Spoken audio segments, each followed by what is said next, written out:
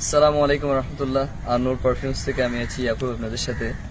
আজকে আপনাদেরকে একটা গুরুত্বপূর্ণ বিষয় শেয়ার করব, যেটা অনেকেরই প্রশ্ন থাকে।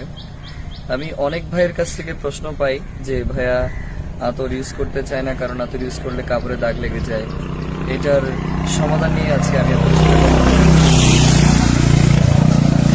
আতর জিনিসটা আমাদের সকলেরই পছন্দের একটা জিনিস, সুগন্ধি জিনিসটা। কিন্তু এই ক্ষেত্রে অনেক ভাইরাই আতর ইউজ করলে কাপড়ের দাগ লেগে যায়, এই দুশ্চিন্তার কারণে আতর ইউজ করতে চায় না। আজকে এই সমাধান নিয়ে কথা বলবো।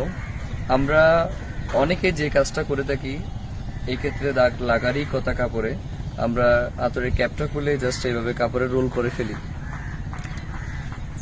আপনি এইভাবে রোল করতে পারেন, আপনি ওই সমস্ত কাপড় এইভাবে রোল করতে পারবেন যেগুলা একদম কালচে টাইপের কালার বা ডিপ কোনো কালারের কাপড়, ওই ধরনের কাপড় আপনি চাইলে এভাবে রোল করতে পারবেন। আপনি যদি কোনো হালকা লাইট, যেমন ধরেন আপনার গোল্ডেন কালারের কাপড় পরলেন বা সাদা কাপড় পরলেন, হালকা পাতলা সুতি কাপড় পরলেন, ওই ধরনের কাপড় যদি আপনি ডিরেক্ট রোল করতে যান, তাহলে যেটা জিনিসটা কি হবে, মানে একদম বসে যাবে। কারণ আতর জিনিসটা হচ্ছে ভারী জিনিস, আমরা জানি।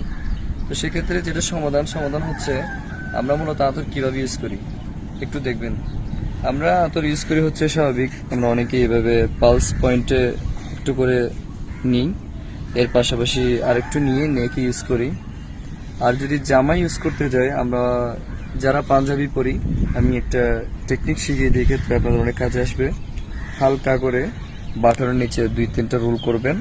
আর যদি কাপড়ে মাখতে চান, এইভাবে রোল করে নিয়ে হালকা করে প্রেস করে আপনি এভাবে কাপড়ে আলতো করে 2-3 বার করে দিবেন। এক্ষেত্রে আপনার কাপড়ের জামায় দাগও হবে না, পাশাপাশি আপনার সুগন্ধিটা দীর্ঘস্থায়ী হবে এবং ঘ্রাণও অনেক বেশি ছড়াবে।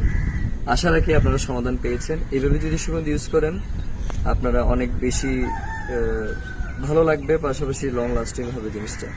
জাযাকুমুল্লাহ খাইর। আসসালামু আলাইকুম রহমতুল্লাহ।